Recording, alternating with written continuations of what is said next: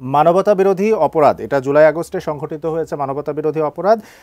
সেটার যে ট্রাইব্যুনাল একে বিচারপতি মোহাম্মদ গোলাম মর্তুজা মজুমদার তার নেতৃত্বাধীন ৩ সদস্যের বিচারিক যে প্যানেল, সেই প্যানেলের আজকে আদেশ দেওয়ার কথা, আদেশ দিয়েছেন আমরা সম্ভবত জানতে পারবো। আমাদের একটু বিস্তারিতভাবে জানাবেন সহকর্মী জাবেদ আক্তার, তিনি এই মুহূর্তে ট্রাইব্যুনালে আছেন।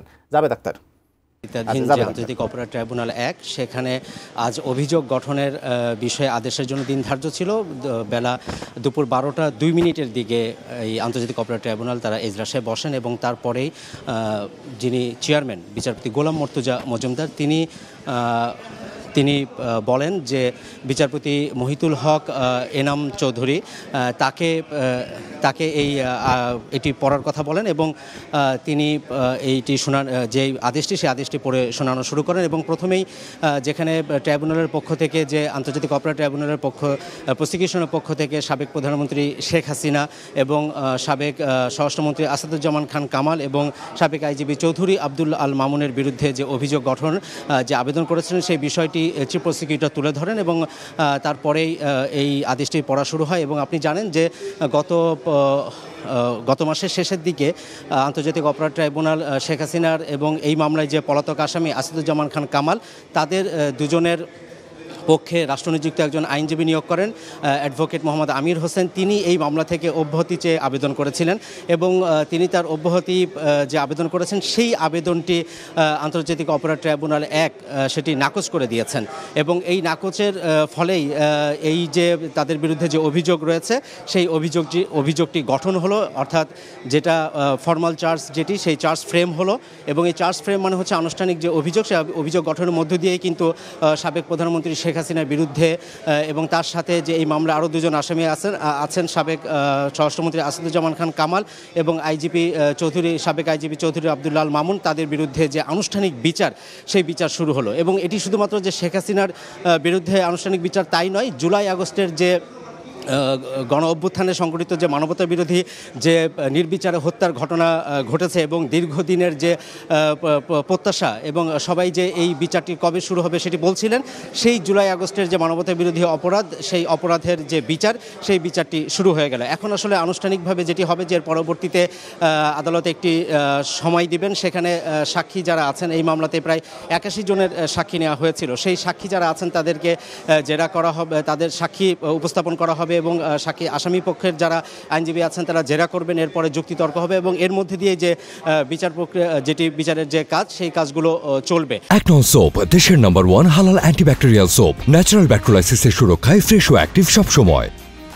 একটু ব্যাকগ্রাউন্ড বলি যে সাবেক প্রধানমন্ত্রী শেখ হাসিনার বিরুদ্ধে যে জুলাই আগস্টের মানবতা বিরোধী অপরাধ, এই অপরাধের যে তদন্ত প্রতিবেদন, এটি প্রসিকিউশনের পক্ষ থেকে প্রথম মামলা করা হয়েছিল এবং প্রথমে সাবেক প্রধানমন্ত্রী শেখ হাসিনাকে এই মামলায় অভিযুক্ত করা হয়েছিল। কিন্তু এখানে শেখ হাসিনা যেহেতু সুপিরিয়র কমান্ড রেসপন্সিবিলিটি রয়েছে, অর্থাৎ তিনি নির্দেশ দিয়েছেন, সেই নির্দেশটা আসলে কাকে দিয়েছেন? তিনি দিয়েছেন সাবেক স্বরাষ্ট্রমন্ত্রী আসাদুজ্জামান খান কামালকে, যিনি দায়িত্বে ছিলেন সে সময়। এবং আসাদুজ্জামান খান কামাল তিনি সাবেক আইজিপিকে বলেছেন এবং এখানে তার বিরুদ্ধে যে 5টি সুনির্দিষ্ট অভিযোগ আনা হয়েছে, তার মধ্যে একটি হচ্ছে যে গত বছরের 14 জুলাই যে একটি সংবাদ সম্মেলন হচ্ছিল, সেখানে সাংবাদিকদের প্রশ্নের উত্তরে তিনি বলেছিলেন যে রাজাকারের নাতিপুতিদের চাকরি দেওয়া হবে কিনা, এই বিষয়টির কে প্রথম অভিযোগ হিসেবে এখানে আনা হয়েছে। অর্থাৎ এই কথাটির মাধ্যমে তিনি উস্কানি দিয়েছেন, তিনি প্ররোচনা করেছেন এবং তাদেরকে উস্কে দিয়েছেন, যারা আন্দোলনকারী তাদেরকে দমানোর, তাদেরকে নিবৃত্ত না করার চেষ্টা না করে বরঞ্চ এমন কথা বলেছেন যেখানে তিনি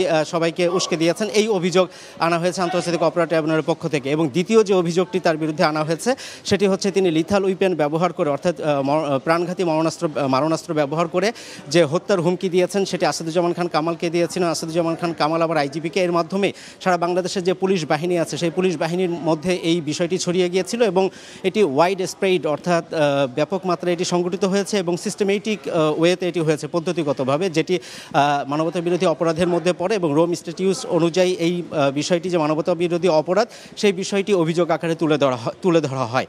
এবং আরেকটি অভিযোগ তার বিরুদ্ধে আনা হয়েছিল, সেটি হচ্ছে যে আপনি জানেন যে জুলাইয়ের যে প্রথম রংপুরে প্রথম শহীদ আবু সাইদ, রংপুর বেগম রোকেয়া বিশ্ববিদ্যালয়ের শিক্ষার্থী, ইংরেজি বিভাগের, তাকে যে হত্যা নির্দেশ সেটি যেমন ছিল, এবং একই সাথে চাংখারপুলে শহীদ দশম শ্রেণীর ছাত্র শহীদ আনাস সহ 6 জনকে হত্যার ঘটনায় যে হত্যা মামলা হয়েছে সেটিও এখানে আনা হয়েছে। এবং 5 নম্বর যে অভিযোগটি সেটি হচ্ছে আশুলিয়াতে যে 5ই আগস্টে আশুলিয়াতে দুপুরের 2:30টার দিকে যে থানার সামনে 5 জনকে গুলি করে হত্যা করা হয়েছিল, সেই 5 জন সহ আরেকজনকে গুলি করে আহত করা হয়েছিল। সেই আহত ব্যক্তিকে ওই 5 জনের যে মরদেহ তার সাথে নিয়ে তাদেরকে পোড়ানো হয়। এই যে 6 জনের যে মরদেহ পোড়ানো হয়েছিল সেই বিষয়টি 5 নম্বর অভিযোগ আকারে এখানে নিয়ে আসা হয়েছে। এবং এই মামলায় গত 12ই মে যে আনুষ্ঠানিক 12ই মে যে তদন্ত প্রতিবেদন সেটি তদন্ত সংস্থার পক্ষ থেকে প্রসিকিউশনের কাছে জমা দেওয়া হয়, এবং পরবর্তীতে 1 জুন আন্তর্জাতিক অপরাধ ট্রাইব্যুনালে এই আনুষ্ঠানিক অভিযোগ দাখিল করেন, যেখানে তার বিরুদ্ধে যত এভিডেন্স ছিল, যে ভিডিও ফুটেজ এবং অন্যান্য যে অডিও রেকর্ডের কথা গতকালও কিন্তু আমরা বলছিলাম যে BBCI তারা একটি অনুসন্ধান করে জানতে পেরেছে যে এই প্রাণঘাতী যে অস্ত্র ব্যবহার করে হত্যার হুমকি সেটি শেখ হাসিনাই দিয়েছেন। সেই ডকুমেন্টস সহ আরও মোট 3টি যে অডিও বার্তা সেটি তারা উপস্থাপন করেছেন, এবং বিভিন্ন টেলিভিশনের ফুটেজ এবং ওই সময়কার যে ঘটনাগুলো ঘটেছে সেই বিষয়গুলো মামলার আলামত হিসেবে তুলে ধরা হয়। এবং এরপরেই গত 1 জুন আনুষ্ঠানিক অভিযোগ আমলে নেন আন্তর্জাতিক অপরাধ ট্রাইব্যুনাল। এরপরে 1 জুলাই প্রথম দিন এই অভিযোগ গঠনের উপর শুনানি হয়। সেখানে চিফ প্রসিকিউটর মোহাম্মদ তাজুল ইসলাম তিনি শেখ হাসিনার বিরুদ্ধে যে সমস্ত আলামতগুলো রয়েছে সেই বিষয়গুলো তুলে ধরেন এবং এই অভিযোগ গঠনের জন্য আবেদন করেন। এবং তার ওই দিনই রাষ্ট্রনিযুক্ত যে আইনজীবী আমির হোসেন তিনি 15 দিনের সময় চেয়েছিলেন। প্রায় 9000 পৃষ্ঠার যে তদন্ত প্রতিবেদন সেটি বিস্তারিত পড়ার সময় তিনি পাননি, এবং তিনি অসুস্থ ছিলেন, সে কারণে এটিকে নিয়ে আসা হয়েছিল। এবং তিনি সময় প্রার্থনার প্রেক্ষিতে তাকে আজ 7 জুলাই সময় দেওয়া হয়েছিল। 7 জুলাই তিনি যে তার আবেদন করেছেন সেখানে তিনি শেখ হাসিনাকে নির্দোষ প্রমাণ করেছেন, এবং তিনি বলেছেন যে এই যে আন্তর্জাতিক অপরাধ ট্রাইব্যুনালের যে আইন সেই আইনে তার বিচার হতে পারে না, কারণ তিনি বলেছেন যে জুলাই আগস্টে আসলে কোনো যুদ্ধই হয়নি।